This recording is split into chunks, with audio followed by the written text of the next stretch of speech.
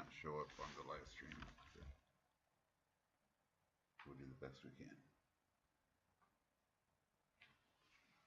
All right.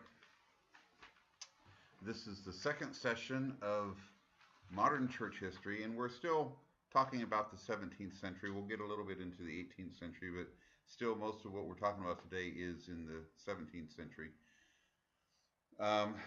They're developed, basically, what I put up here on the board, that first thing I put on the board isn't on the outline.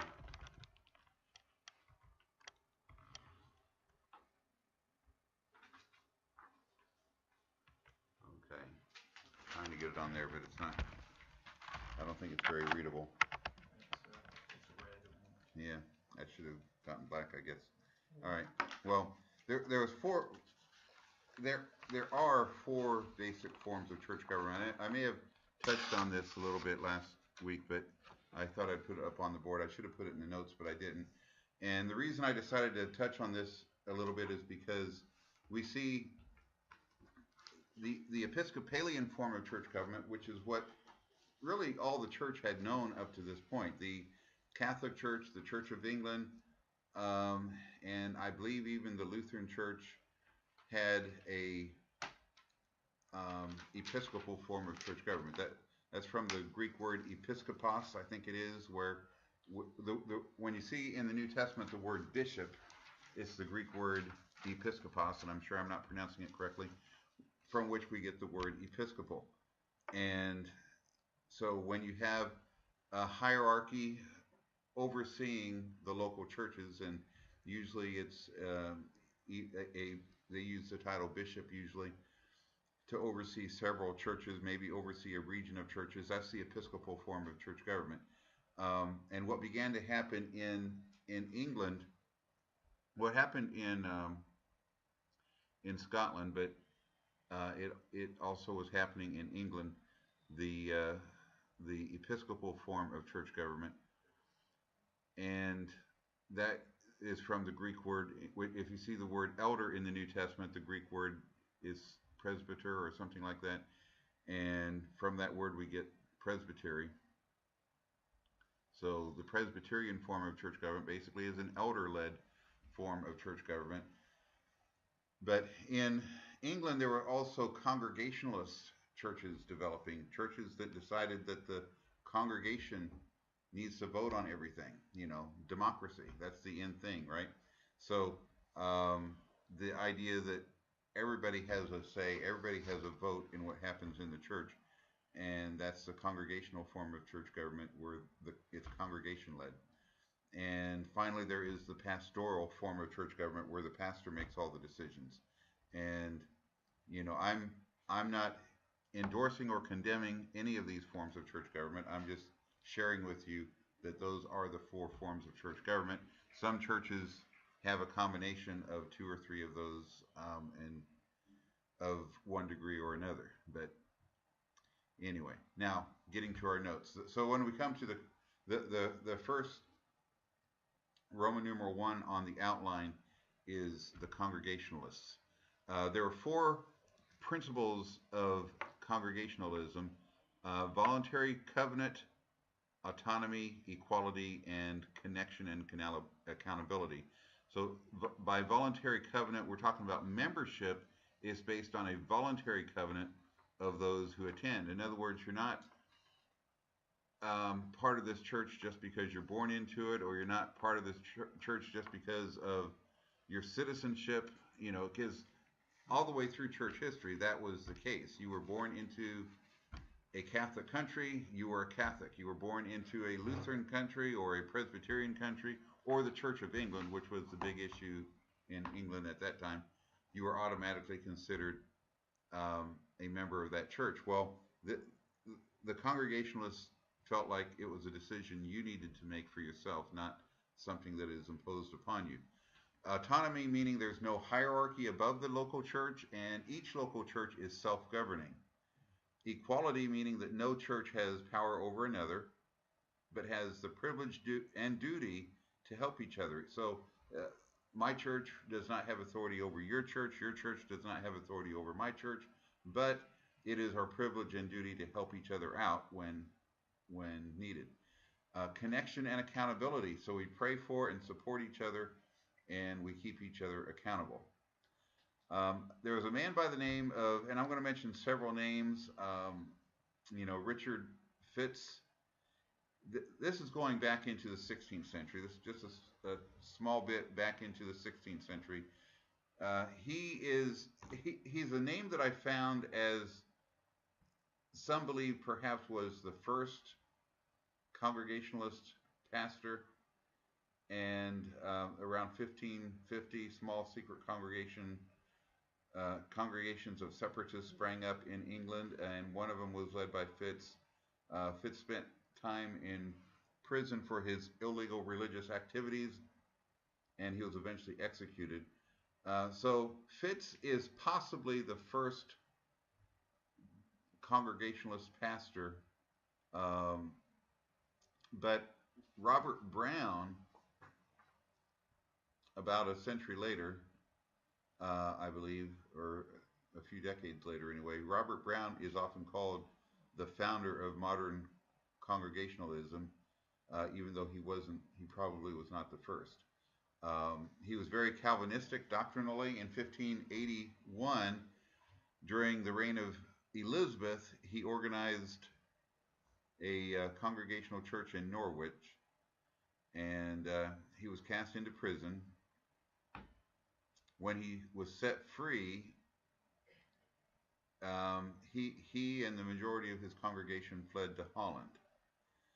And the Netherlands became a heaven of refuge for all that were persecuted Protestants of Europe, and especially of England. In the course of time, many other groups of England separatists found safety there. While in Holland, Brown published a book that became a guidebook for the Congregationalists, and the title is simply "A Book Which Shows Life, a Book Which Showeth the Life and Manner of All True Christians." It's talked about in that textbook, Church and History. In this work, Brown gave an exposition of congregational principles. The principles of church government expressed and explained by Brown are held by Congregationalists to this day. Two other men that are important during this era are Harry Barrow and John Greenwood. History has proved that imprisonment is a means of encouraging rather than stopping a movement. In 1587, Harry Barrow, a London lawyer, and John Greenwood, a clergyman, were imprisoned for holding separatist meetings in London. Did I explain last week the difference between Puritan and separatists? Would you do it again? Okay. Puritans were the members of the Church of England, and these two terms are really only used in England, I think, or referring to people from England. Puritans were, because we know that if you lived in England, you were part of the Church of England, in theory, at least at that time. Puritans and separatists were people who had awakened to the Protestant Reformation, the principles of the Reformation. But the Puritans were those who wanted to purify the church from within. They were not interested in leaving the church, but they wanted the church to become more Protestant-oriented, Reformation-minded. They wanted to get away with all because the Church of England basically looked like a Catholic church with all its formalities and rituals and ceremonies and doctrine, and everything was basically Catholic. The only thing of significance that they changed was that the king is now the head of the church instead of the pope. So, but the Puritans were those reformers who wanted to go back to the original Bible, the doctrinally and in practice and that type of thing. And the separatists were those who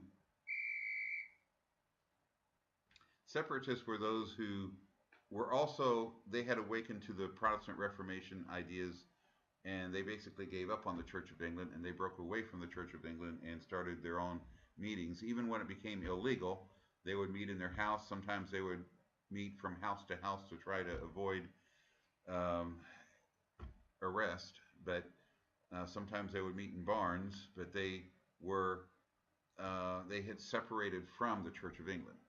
Okay, so the difference between Puritans and separatists are very minimal as far as theology goes. I mean, they were reformers, they were Protestant reformers. Um, but the Puritans basically were Presbyterian oriented. They didn't like the Episcopal form of church government, but they were trying to change the church from within. And the separatists were usually or frequently Congregationalists. But other than that, doctrinally, they were Protestant Reformation oriented. Um, and I see basically the Puritans similar to people we've talked about before, which before you joined us, but Erasmus and Lefebvre, who wanted to stay within the Catholic system to bring Reformation from within the Catholic system. And then the separatists would be similar to Calvin and Zwingli and others who actually left the Catholic Church to start different churches. Um, okay, but so now we have the Church of England, which basically is equivalent to what the Catholic Church was. And again, the only thing that really changed was who's in charge of the church. Okay, so anyway, the Pilgrims who came to the United States, some people think that they were Puritans, but they were not. They were separatists. They were joined a few years later by Puritans, but they themselves were separatists. But anyway, um, in 1587, Barrow and Greenwood were in prison for holding separatist meetings in London. And while in prison, they wrote certain treatises in which they attacked both Anglican and Puritans and set forth the principles of Congregationalism. And these treatises were smuggled into Holland, where they were printed. By means of these principles, um, the principles of Congregationalism were spread, and a number of followers were gained. The next important person that we should talk about is Francis Johnson. Francis Johnson was a Puritan minister, but he converted to Congregationalism. So in essence, he converted to separatism, if that is a word. But he converted to Congregationalism by the writings of Barrow and Greenwood. And in 1592, a congregational church was organized in London. Johnson was chosen to be the pastor and Greenwood its teacher. In 1593, Barrow and Greenwood were hung for denying the supremacy of the monarch in church affairs. Parliament passed a law banishing all who would not submit to the monarch's authority over the church. Not well, there were three issues: not submitting to the king or queen, their authority over the church; not attending services in the established church; or attending dissenters meetings. Another name for separatists were dissenters. Sometimes you'll read through. There's basically three words that were used synonymously or simultaneously or synonyms: separatists, dissenters, and independents. Okay, the separatists are sometimes referred to as dissenters. Sometimes they're referred to as independents. But it was illegal, of course, in the 17th century, the 16th and 17th century. It was illegal for someone to not be a part of the official Anglican Church or the Church of England. And that went back and forth because sometimes things changed, as I think we talked about last week, like when Cromwell was ruling the country. It really just depends on who is in charge of the country at the time. I have a question. Okay. So it's only in England that you have the Church of England. The Catholic Church around the world was still pretty much the same, except for in England and Europe. Yeah, and I mean England. I don't know exactly when it happened, but they took rule over. They started ruling over Scotland and Ireland too. But England and any colony of England were to submit to the Church of England. So, um, and we'll, did we talk about William and Mary last time? Mm-hmm. Yeah, I think we did. Yeah. So they granted a Bill of Rights which allowed religious freedom, which was, as far as I know, the first Bill of Rights. But yes, if you were part of a colony of England, you were supposed to look to the king or the queen, whoever the monarchy was at that time, as your, of course, your governmental head, but also your spiritual head. So most of London's Congregationalists fled to Amsterdam, where Johnson continued to be their pastor. Now Cromwell, we talked about Cromwell last week. He favored Congregationalism. Now Cromwell didn't belong to any congregation, but he leaned heavily towards Congregationalism. And when it came to power, many Congregationalists were elevated to high government positions during Cromwell's rule. Congregationalist churches were not organized as a denomination, each was independent. And there was an assembly or a synod of congregational elders that met in Savoy Palace in London in 1658, and they adopt the Declaration of Faith and Order, and owned and practiced by the congregational churches. To me, this kind of makes them a denomination, although they would deny that they're a denomination. They adopted this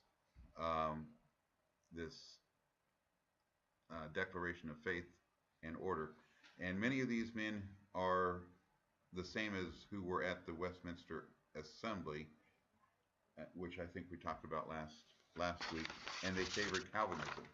Now, I'm going to, before we're finished, I'm going to talk about the 5 points of Calvinism, which I started to write on the board here. I was hoping it would show up better on the live stream, but it doesn't look like it's showing up on the live stream. So I also want to talk about the Baptists. Smith, Brewster, and Robinson. John Smith had been a clergyman in the Church of England. He adopted separatist principles, and in 1602 he gathered a congregation in Gainsborough. John Smith is, I think, considered, and I looked into this in different sources, and there are contradictory information, but John Smith, the best I can tell, is the founder of, or he was the first to refer to his church as a Baptist church. And it is kind of a branch of Anabaptists. We talked about the Anabaptists in the past, and there are several branches of Anabaptists. Smith was heavily influenced by the Mennonites. Okay, so almost immediately a second congregation started in the home of William Brewster in Scrooby around the year 1604. This is what it refers to Robinson in the textbook. The learned and lovable John Robinson became the pastor of the Scrooby congregation. Robinson, too, had been a clergyman in the Church of England previously. The hand of oppression was heavy upon the Gainsborough congregation. Probably in the year 1607, this congregation sought refuge in Amsterdam. So it's interesting that a whole country or a whole congregation would move to a different country. But apparently they did that a few times. In 1609, the Scrooby congregation, under the leadership of Robinson and Brewster, moved to Leiden in the Netherlands. The importance of this congregation in Leiden will become apparent when we consider the history of the church in the New World, which might be next week or the week after that. We'll see. And Brewster was the highest-ranking layman or layperson of the congregation to go to the New World on the Mayflower. So this Brewster was a layman, but he ends up becoming basically the pastor in Plymouth Rock because he was the highest-ranking layperson of the congregation on the Mayflower and would be designated their spiritual leader in the New World. In time, many of the separatist churches would begin to identify themselves as Baptists. But John Smith himself, after his congregational church of Gainsborough had sought refuge in Amsterdam, he became acquainted with the Mennonites, and under their influence, he adopted Baptist principles. And again, as far as I know, he was the first to refer to his church as a Baptist church. John Smith saw the need to be baptized, so after making a confession of faith, and he baptized himself, the first person I know of to do that, but he baptized himself, and then he went on to baptize members of his church. Before death, he rejected his own Baptist movement, which is interesting, and he joined the Mennonite church. I didn't see why he did that, rejecting his own Baptist movement, but that's what I read. I don't remember if I read it in this textbook or another book, but anyway, more about the Baptists. There was soon a split within these early Baptists, with Smith adopting Mennonite doctrine. There was another man by the name of Thomas Helwys, and he led a splinter group from Smith's congregation because he disagreed with the Mennonite doctrine. So he led a splinter group, also referring to themselves as Baptists, but they were less Mennonite oriented. So what would be the main difference between the Baptist and the Mennonites? I don't know. I mean, today, Mennonites tend to be more. Like a more liberal Amish. Yeah, yeah, that's a good way to put it. Yeah. The Mennonite, they were, is it Simon Menno? They started following. Menno Simons. Menno Simons, Yeah. Is that what it was? Yeah. And then the Amish. Did we study the Amish? Did they come up later? We talked about the Amish a couple of weeks ago, or a few weeks ago. I think one of the last sessions of the previous course that we did. The only reason I mention that is because of John Smith, who started a movement and then rejected it. Jacob Amon did the same thing with the Amish movement, and after about 30 years of the shunning, and I think as he got older, he realized that. Oh, I didn't know that. Okay. Yeah, I lived in Lancaster, Pennsylvania for a few years, so since I moved there, I studied. I just kind of dove in what was the history of the Amish. So. Well, that's interesting. But he actually started to reject his own movement of the Amish. Yeah. All right. Well, this guy Helwys led a group back to England in 1612 and established a congregation in London. Smith had been one of the first Englishmen to give an unequivocal plea for religious freedom to the king, and despite persecution, they grew, and by 1629 there were around 150 General Baptists in England, which doesn't sound like a large number, but through the 17th century, other groups who separated from the Church of England would begin to call themselves Baptists, and the Baptists who adopted Arminianism were referred to as General Baptists. Baptists who adopted Calvinism were referred to as Particular Baptists, and which I don't know if you guys understand the difference between Calvinism and Arminianism, but that's one thing I'm going to get to in a few minutes. Actually, I'm going to. Well, should I do that now? Maybe I should do that now. Since I'm bringing up the subject. The 5 points of Calvinism are sometimes referred to as TULIP. The T stands for total depravity.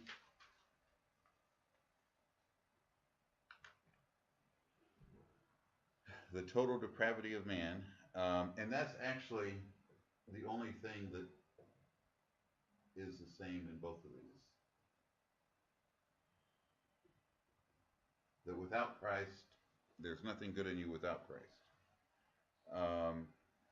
The U stands for unlimited. Is that right? Unlimited.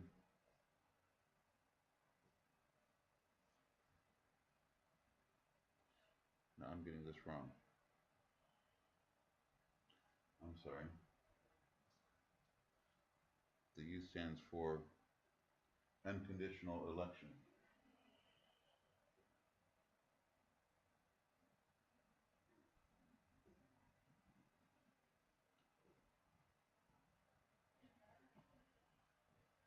If you are the elect,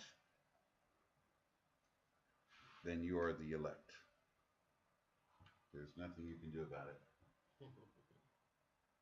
Limited atonement.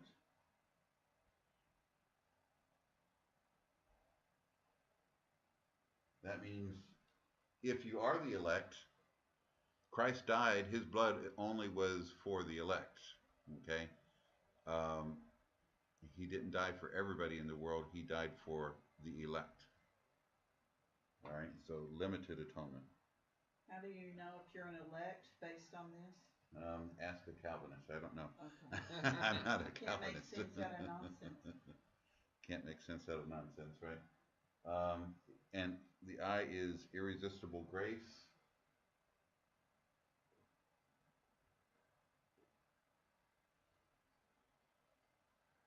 Which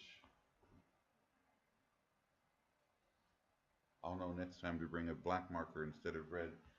But it's irresistible. If God is calling you, you can't fight it. I mean, it's irresistible. If God's hand is upon you, if you're So no if you're freedom of will. if you're part of the elect, then you're part of the elect. You can't resist it. And the P stands for pres pres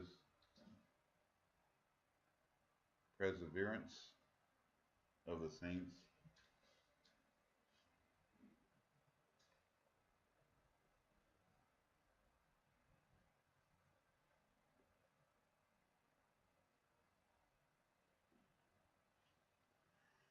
Um, I think that basically means once saved, always saved. I guess that's what that's referring to. But anyway, a few decades later, another man comes around, and his name is, I think I've got him on the next page. I don't want to get ahead of myself. Jacob Arminius, and I'm going to talk about him in a few minutes.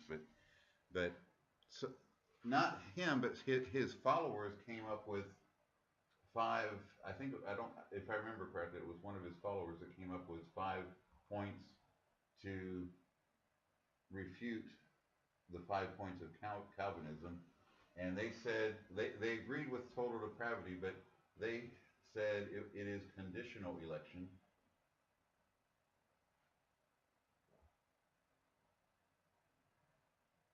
I mean, God loves you, but you have to choose to follow him, or you need to receive his grace.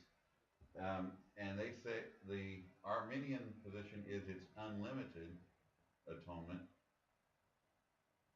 Jesus' blood is sufficient for all who call upon the name of the Lord.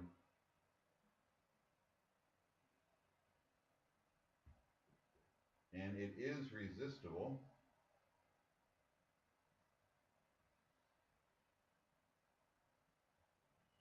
God's calling you, but you need to respond.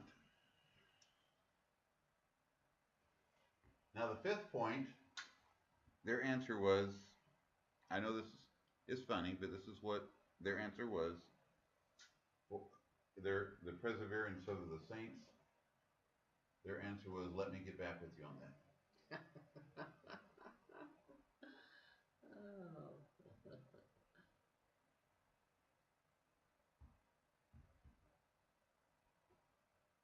At least that's the answer that I found. I don't know if they ever did get back with them on that, but That means they're not sure. well, this is true, and I think that even among the Arminians, you'll find some that believe in once saved, always saved, and some that don't agree with that. And among grace people, I mean, we're very much into grace. I would say most grace people believe in once saved, always saved, but not all. Um,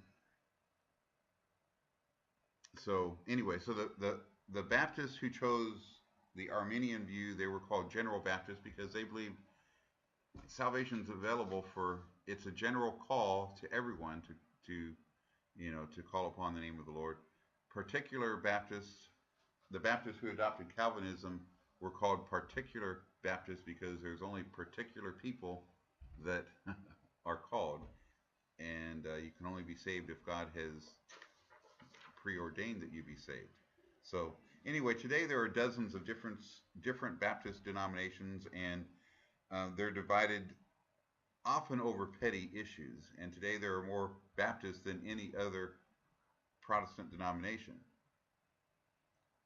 And so they're not all the same denomination. Just because someone calls himself a Baptist and another group calls themselves the Baptist, the largest Baptist denomination is the Southern Baptist, but there are a lot of other Baptist denominations, the General Baptist and the American Baptist and the what? Primitive Baptist. Yeah, there's a lot of different Baptist denominations, so they're not all the same. All right, well, more about the 17th century. The King James Version came in the early 17th century. It was published in 1611, the first version of it anyway. It's been revised several times, but in 1603, the Puritans submitted to King James I a petition with very moderate requests. One of those requests was for a New English translation of the Bible. And I don't know why they would appeal to the king for this, but I guess since the Puritans are still part of the Church of England and he's the head of the church, I guess it would make sense to appeal to the king for that.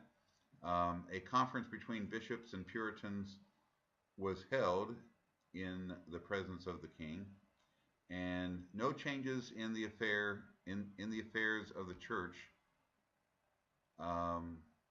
desired by the Puritans were granted. So there was nothing. The king didn't agree to any other changes except for the idea of a new translation of the Bible with his name stamped on it. I guess helped him to agree with that. But one thing of very great importance was granted: a new translation of the Bible. Puritan John Reynolds moved that there might be a new translation of the Bible, and King James warmed to a new translation because he despised the then popular Geneva Bible. And so James ordered a new translation. It was to be accurate and true to the originals. So James took this seriously, and he appointed 50 of the finest language scholars, and he set a series of rules for carefully checking the results. And James wanted a popular translation, and he insisted that the translation use old familiar terms of the day. And he wanted no biased notes affixed to the translation, as is in the Geneva Bible. He wanted the translation to be a translation the whole nation could rely on to be read in the whole church. And he insisted on a uniform translation which should be done by the best learned men in the universities, reviewed by the bishops, and then presented to the council, and then ratified by the king.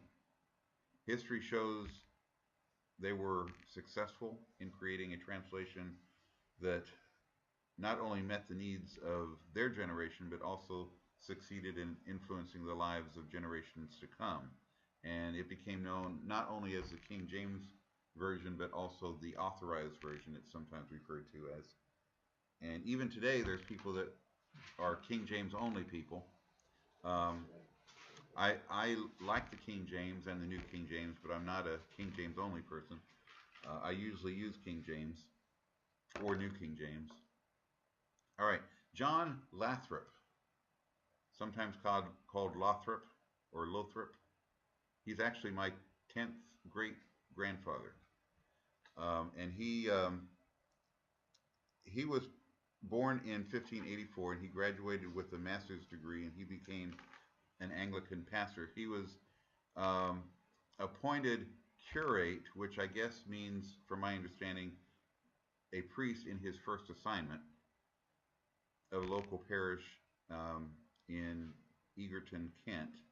And in 1623, he renounced his uh, his orders and joined the cause of the independents or the separatists. And he gained prominence in 1624 as pastor of the First Independent Church of London. And apparently, this is the same church that many of the pilgrims came from, uh, but it was after the pilgrims had already left. He eventually joins them, like a decade or so later. Um, but they were forced to meet in in private to avoid the scrutiny of the Bishop of London, William Laud, or Loud, however you say that. Following the group's discovery in 1632, the king's officers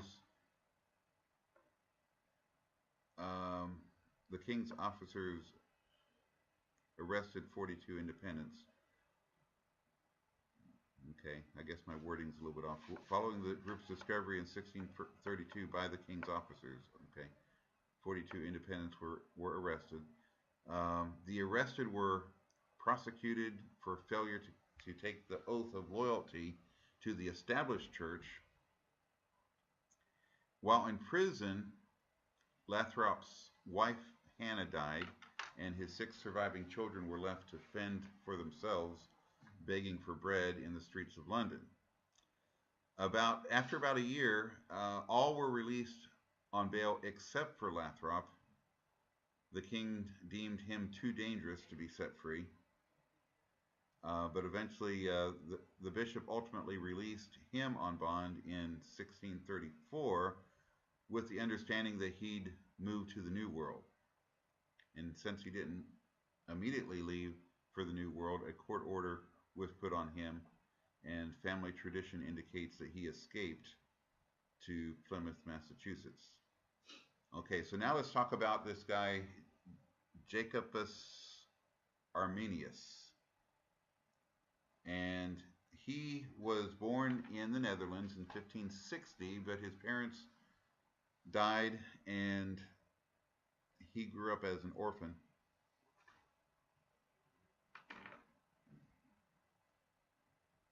And he was a top-notch student at various schools, including Geneva Academy, where he studied under Theodore Beza, who we had talked about before. And in Geneva, he rose and became the successor to Calvin. I'm sorry, I'm getting ahead of myself. In 1623, in 1623, he renounced his orders and he gained prominence in I'm sorry, no, I'm going back and forth here. Okay. In 1688, he became pastor of a Reformed Calvinist church in Amsterdam. And, he became successor of Calvin in Geneva Church and University, and he became pastor of the Reformed Calvinist Church in Amsterdam for 15 years. He was well educated, his sermons were clear, eloquent, and well delivered. In time, it was noticed that he no longer seemed to be in full agreement with the Reformed doctrine. Nevertheless, he was installed as professor of theology in the University of Leiden, and in his lectures, his departure from historic Calvinism became more and more noticeable. Next to Luther and Calvin, Arminius promoted the greatest movement within Protestantism. He promoted free will. His friends called it Jakeism, but the church began to call it Arminianism. Arminius believed that predestination, as taught by Calvinists, would mean that God is the author of sin, which would be out of character for him. Because, if you take Calvinism to extreme, everything happens because God preordained it to happen. And, if you take it to its logical extreme, that means that God is also the author of sin, which certainly goes against everything that we believe, I think. He was accused of 31 heresies, and he wrote a detailed response to it. And Arminius' followers were known as remonstrants, and they summarize his views into 5 points. So it was his followers. Didn't say specifically who. It was his followers who came up with the 5 points of Arminianism to refute the 5 points of Calvinism. But Arminius died in 1609 at age 49. Today, most evangelical Protestant churches in the West, I believe, are Arminian. I think this is so interesting that you can trace back to where the churches came from and their beliefs. And relatives. Oh yeah, I was gonna ask them that, but I was gonna wait till we get offline. I was gonna drill it. I skipped a couple points on the middle page, didn't I? I think I did. The persecution and struggle for freedom, point D, and point E. I think I skipped those two for some reason. The brief period of triumph under Cromwell was followed by the Restoration and a longer period of renewed persecution under Charles II and James II. Dissenter denominations took a big part of overthrowing James II, bringing in William and Mary. They all reaped benefits of a lot of religious liberty secured to them by the Toleration Act, which I think we talked about last week. The dissenter denominations labored together. I was going to, on page 264, I was going to read a little bit of that, but you can read that on your own. In the 18th century, Congregationalist and Baptist churches dwindled and some died out completely, but membership in both started to increase again under the influence of Wesley's Methodist revival, which is something else we'll talk about either next week or the week after that. So, any questions, comments? Okay, so we're going to slowly work our way into the 18th century, then the 19th century, and then the 20th century, and how detailed we get into, like you mentioned, Catherine Coleman and Amy Semple McPherson and William Branham, and you know, there's so many people I'd like to talk about. I'm not sure how much detail we'll go into any of them, but we'll do what we can in the weeks ahead. And there's a guy whose last name is Simpson. I read his biography. He was, I can't think of his first name. Simpson? Yeah, his last name is Simpson. And I think his first name. Dynamic. It was like back in the 1700s or more recently? Yeah. Oh,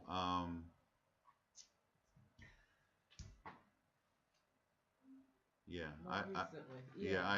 There was a Simpson. I'm not sure what his first name is. I don't remember what his the church was. Well, we will